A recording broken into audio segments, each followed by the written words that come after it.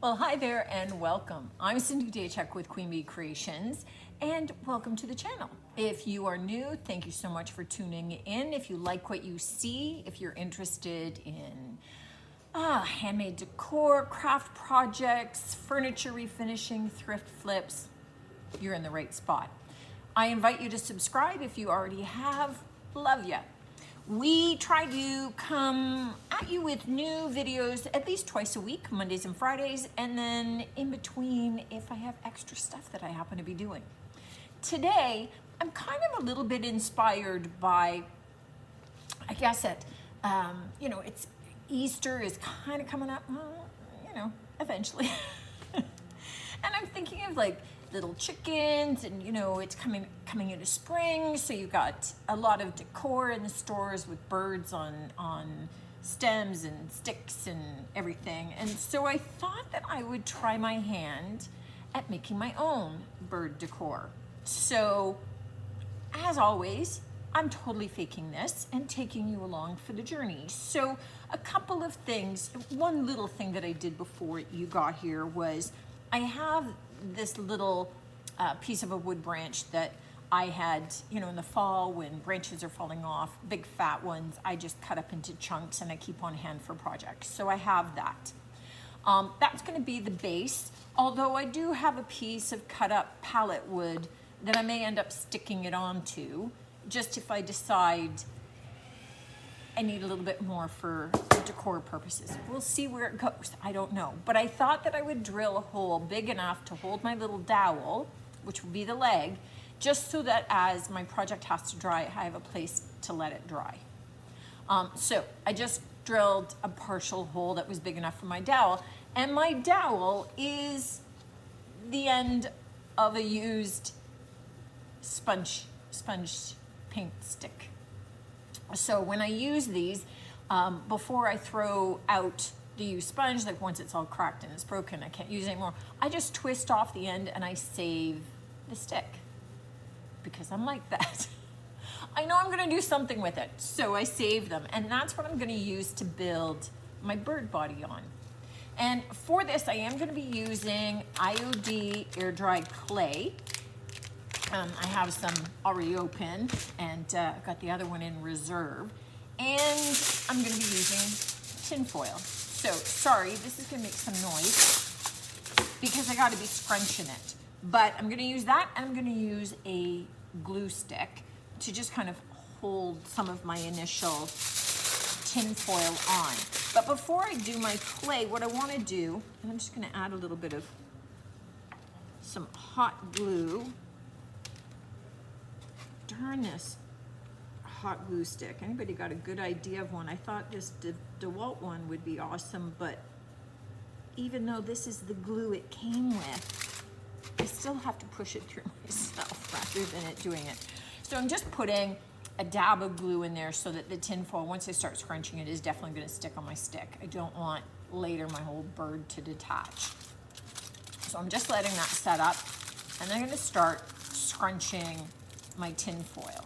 So you could, I suppose, build the entire bird out of air dry clay,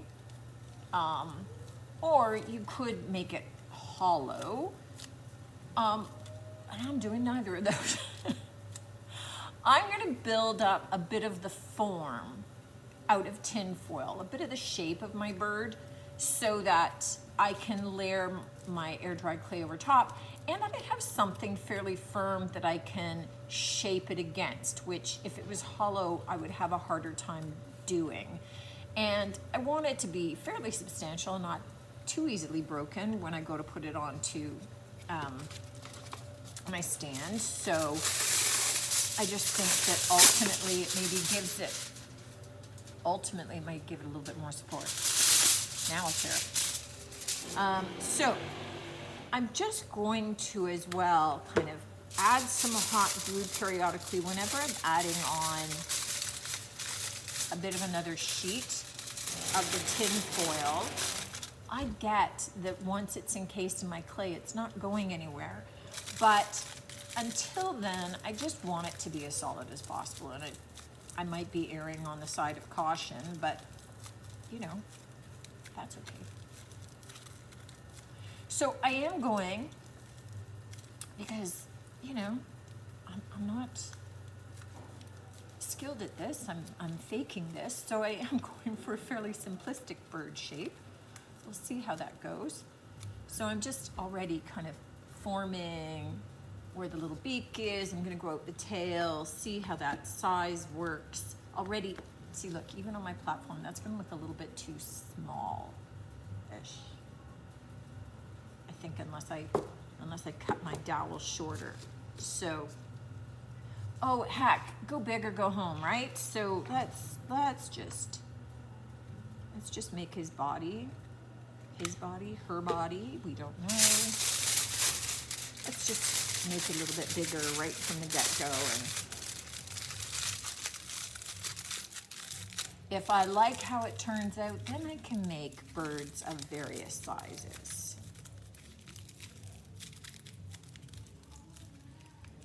Plan is always start with one, see how it goes. So I am just going to continue this process, adding tin foil to increase the size, increase the shape. So you can kind of get the idea that the head will be kind of coming out here and then the tail will be here. Yeah? Okay. Sort of looks a little bird-like.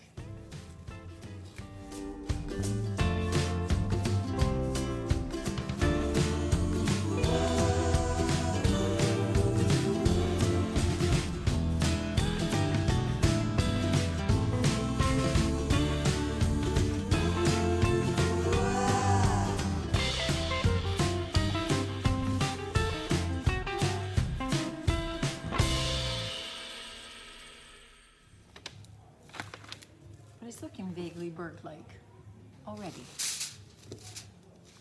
and a better size in his little stand. Okay, so I kind of have my bird shaped roughly how I'd like it, and I will say this idea was kind of born out of a client's project actually. So Marg, you know who you are, honey. She had shown me a picture. She came in, she purchased some clay, and she had talked about wanting to make some hollow birds. So she sent me a pic of a bird that she had done where she had rolled it all out and she had shaped this bird. Looked lovely. Looked more complicated for me just in terms of maintaining the bird shape. So I decided I would maybe rather use like a tinfoil form to be able to make my bird. So all I'm doing is I'm taking pieces of the air dried clay, and I am going to just kind of lay it on top and sort of start to squish it down into the tin foil a bit. So I will look at smoothing it out, but I want to make sure that it is adhering well to my tin foil. What you could do if you were concerned that it wasn't is you could put a little bit of a tacky glue down first. But I think that because the tin foil is not smooth, it's a little bit rough. As I'm pushing this in, it's kind of sticking into the crevices, etc. The other thing that I do have that I forgot that I needed, but I just happen to have, is I do have a bit of water over here. So I'm putting it into my little cup, so that when it comes time to smooth it out, my shape out, then I've got a bit of water to be able to do that. You can also use that if you're looking at getting it to stick or adhere to itself as well. So what I'm going to do is just kind of continue to take my flat shapes. Now you could take a whack of this, roll it all out flat, and use a big sheet of it to coat as well, right? You don't have to do it in little pieces and slowly like I am.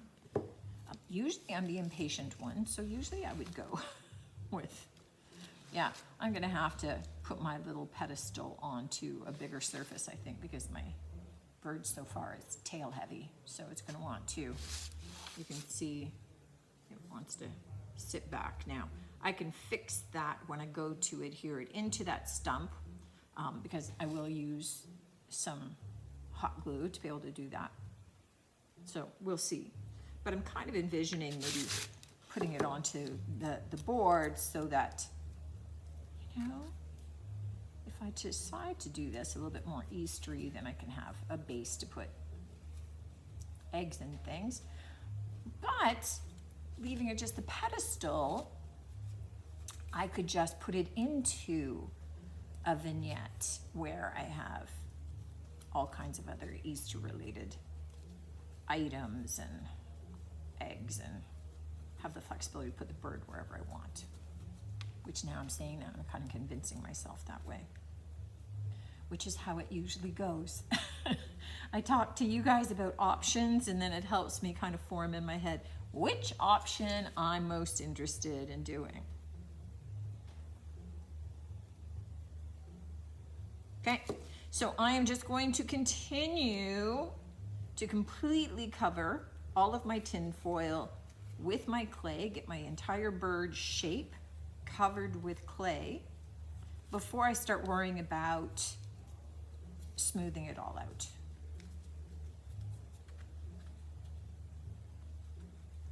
I have most of my bird shape done, and you can see it didn't take very much clay because I never even went into the extra new pack, which I thought maybe I might need.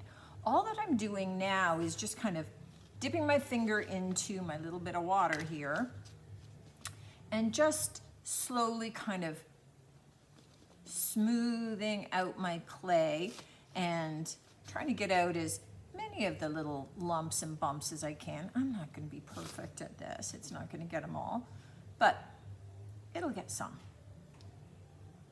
And just kind of making a little bit smoother here and there. Whenever I was doing this and I saw tin, I would get a little bit more clay and cover it over just so that it was hidden. I mean, my paint would ultimately go over top of it, but you know, just to kind of fix it. So all that I'm going to do is just continue to kind of manipulate this a little bit, smooth it out just a little bit more. It's not too bad, but you can kind of see it's missing a little bit. And then I will just leave it to sit overnight. So before I start to paint it, I could paint it right now because it's not like it has a lot of detail to worry about, but I want to let it dry, see if I have some cracking or anything that I need to fix, because it does shrink a little bit and I don't know how it's going to look shrinking on this. So I'm going to let it dry and then fix up any of that as I need to, and we'll see how that goes. So I'm going to just continue to smooth a little bit, leave it overnight, and then come back at you tomorrow when we see how it dried and we determine what we need to do with it, or if we can go straight to painting. Okay, it is the next day, and my little bird is all dry, but I think you guys can see some of those little cracks, just where, that's really my fault, where I added clay and I didn't smooth it out fully. So what I'm going to do, all right, this is going to squirt, is I am going to take just a little bit of water and a little bit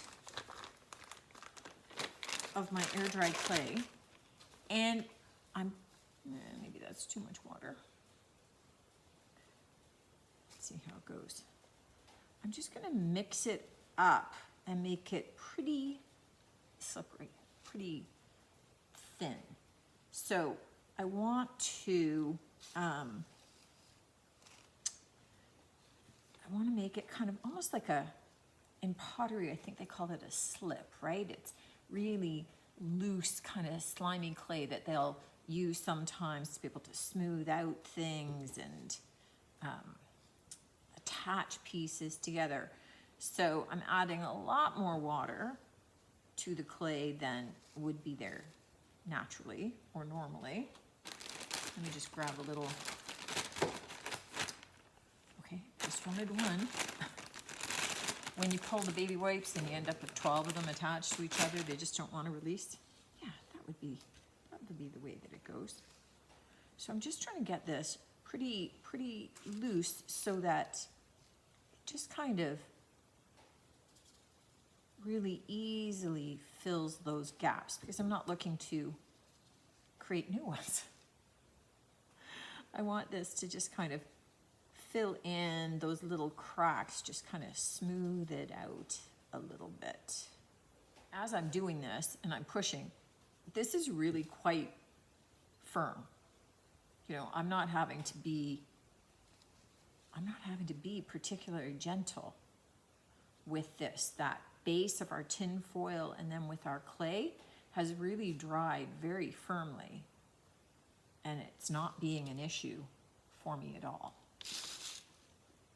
Okay, so I'm just gonna clean off my fingers, grab some paint, and then come back at ya, and we're gonna get some paint on this baby. So what I decided for my bird, you know, picking a nice realistic, gee, you see this often in nature, color on birds, I'm gonna do Old 57 from DIY.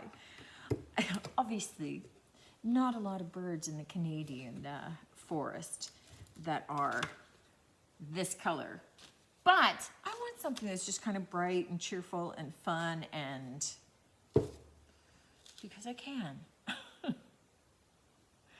So I'm gonna paint him up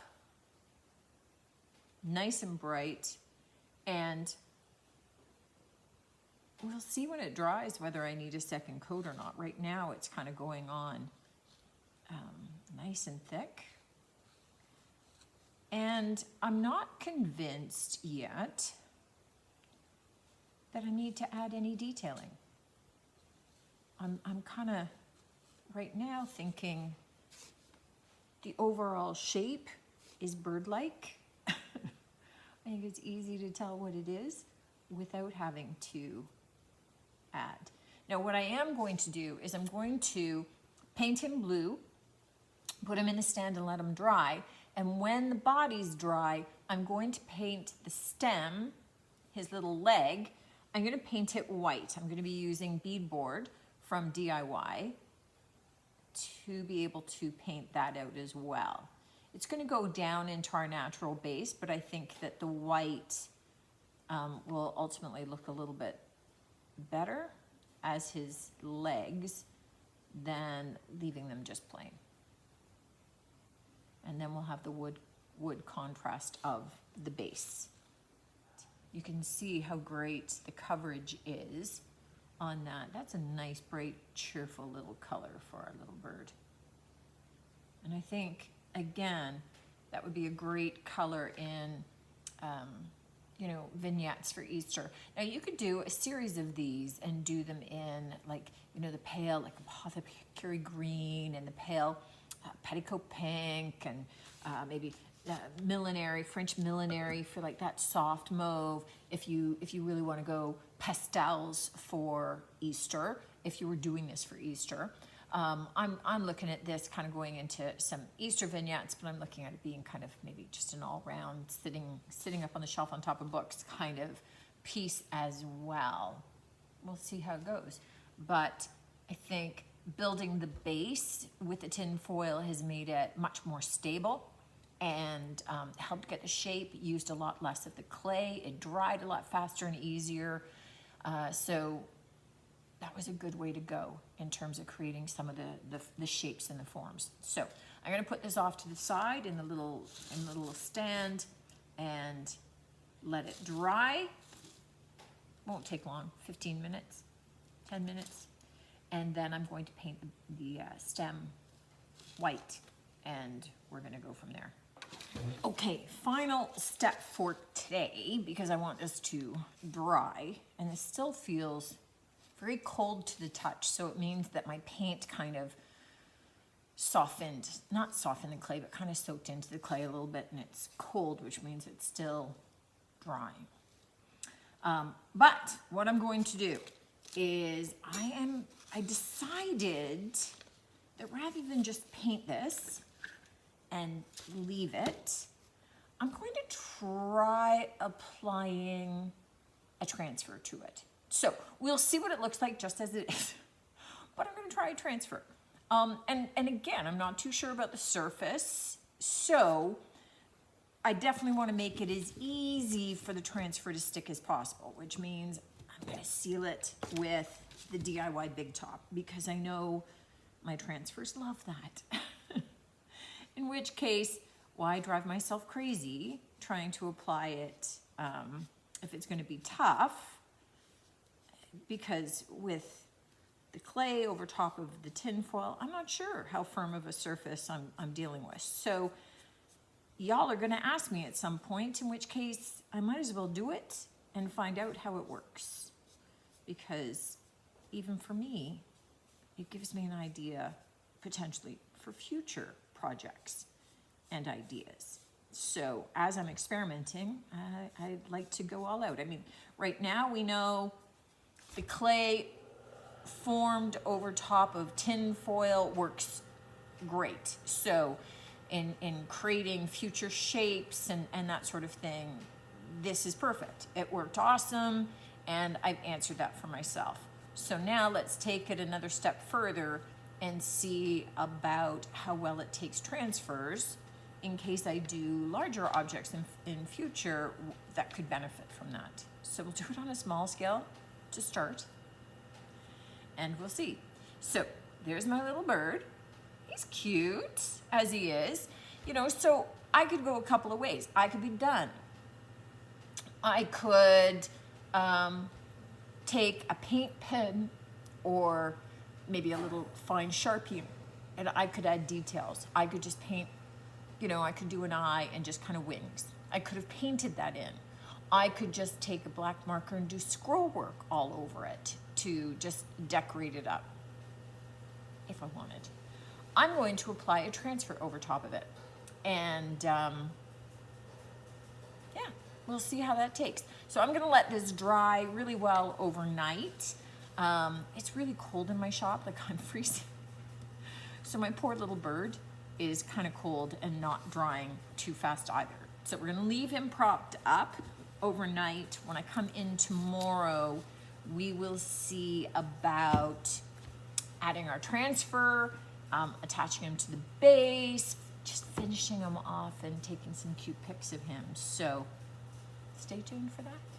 Okay, now that our little bird has dried, it's time for us to look at putting on our transfer. And what I kind of decided was I took this big, let me put the paper in behind so you can kind of see it. I took this big butterfly from the entomology transfer. So it's got all kinds of bugs and moths and butterflies and fish, and it's just perfect for being able to cut apart and use in little pieces. So what I envisioned doing was kind of roughly sort of laying it down midway down here and having the wings kind of moving down to one side, sort of like the bird's wings. But because this is curved, I'm going to have to kind of do it a little bit piecemeal here.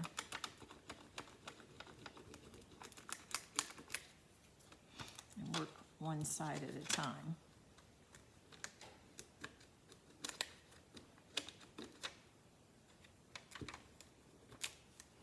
I'm gonna get the other little antenna happening there. Okay, this is, I think if I do a little slit up between the two wings, that might make it a little bit easier.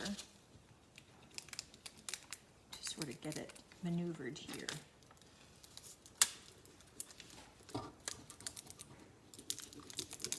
All right, so one of the concerns I had was kind of maybe pushing against the bird, whether or not it was firm enough to be able to do that. As you can see, there's not a problem.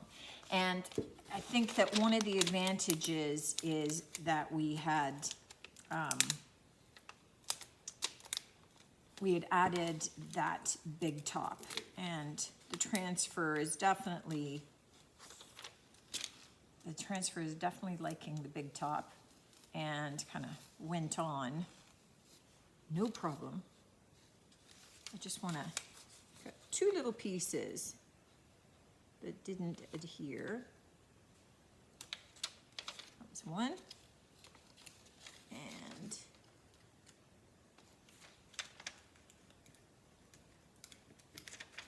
that was two.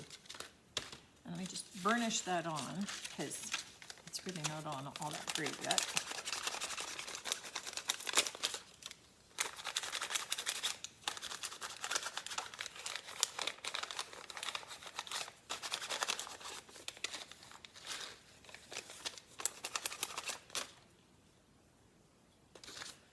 Okay, let me just plug in my glue gun here.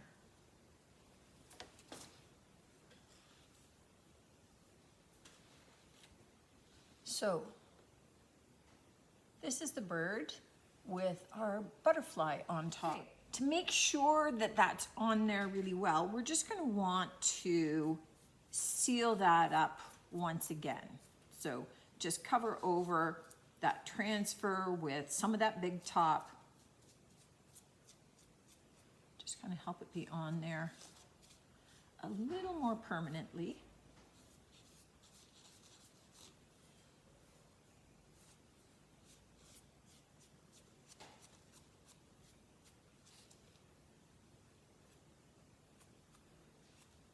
And then I'm going to let this just dry a little bit more so that I can maybe adjust it. But what I am looking at doing is I'm going to put some hot glue down into my little stump and adjust this so that it's nice and centered, because you can see that it wants to tilt.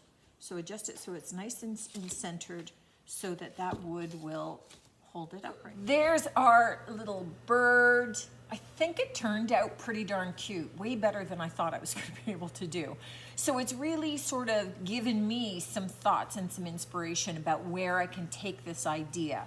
And that's usually where I go, where I do a test of an idea, which is what this is, see whether or not it's doable, tweak it as I need to, and then come up with the actual main design concept. So I am thinking about, you know, little series of birds on driftwood perhaps, or trying my hand at maybe some bunnies or some other critters and animals. So I think that there's a lot of potential with this. I hope it's given you some good ideas and kind of inspired you to maybe turn your hand at coming up with some shapes. Maybe they don't even have to be animals. I mean, maybe you want to do like a three-dimensional heart for Valentine's coming up, and you know, how can you create these without needing to purchase a mold and having it so that it can be something that's just totally unique and totally you. As always, hopefully you got some good ideas. I hope you give it a try. If you do, let me see some pics. I would love to know, and I'm sure other people would too. And until next time, take care.